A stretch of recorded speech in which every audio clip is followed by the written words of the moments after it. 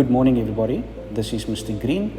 In this video we'll be looking at our June exam 2025 paper 1 for grade 10 mathematics. Question 1 asks us to determine the following products. So for this question, this is basically a repeat of grade 9 work. So we will multiply 3a with 4a, then with positive 1, and then we'll multiply this positive 1 with 4a, and then that same 1 with this positive 1.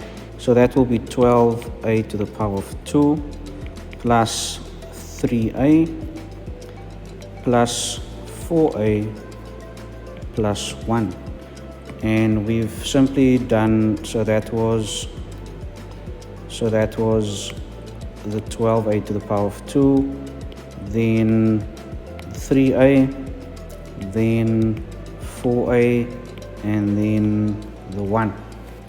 Simplifying this, we will have 12a to the power of 2 again, and 3a plus 4a, they are like terms, so that will be 7a plus 1. So 1.1.2 is also a product. Here we have a binomial meaning two terms multiplied by a trinomial, that is three terms, that's 1, 2, and 3. So here we will do what we did in 1.1.1. We will simply multiply everything in the first bracket with everything in the second bracket. So that will be negative 3x multiplied by 7x to the power 2, then negative 3x multiplied by negative 5x, then negative 3x multiplied by negative 12. And after that's done, we will then multiply positive 3 with 7x to the power 2, then positive 3 with negative 5x, then positive 3 with negative 12x. So I'm placing emphasis on saying the signs because the signs must be taken into account when we are multiplying terms. So we have negative 3x multiplied by 7x to the power 2, so that gives us negative 21x to the power of 3.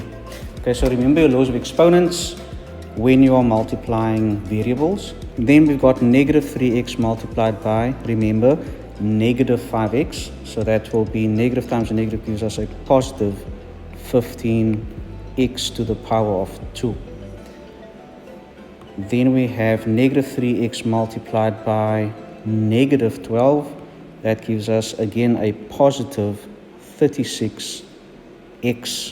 Remember, when we're multiplying out the terms, you need to just take into account how many x's are involved in that multiplication. So for the first one, it was the 1 and the 2 here, so that's x to the power 3.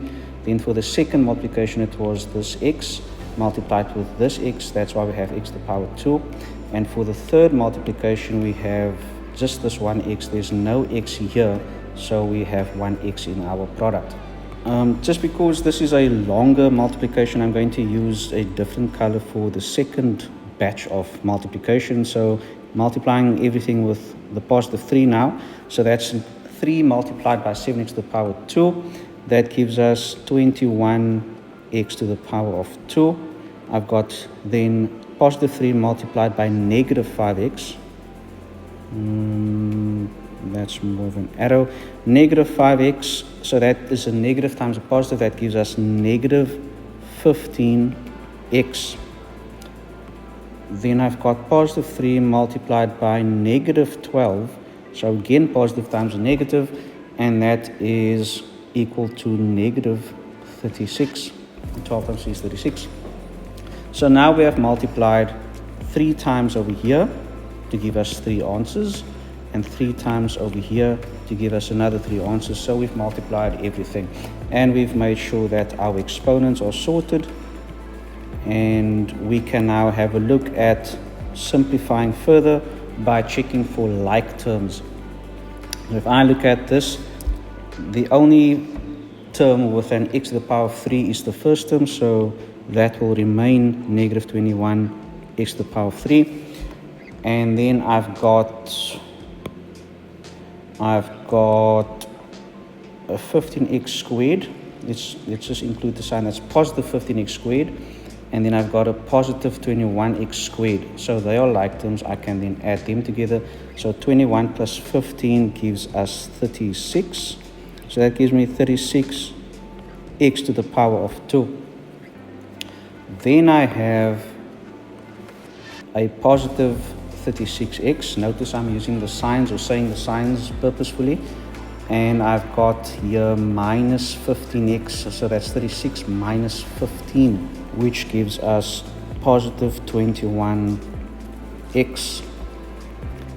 And then the only one that's left here, because we've used up to 21 x to the power of 3, the negative 21 x to the power of 3, we've used up these guys and them, so negative 36 is the only term that's left, so it will remain negative 36.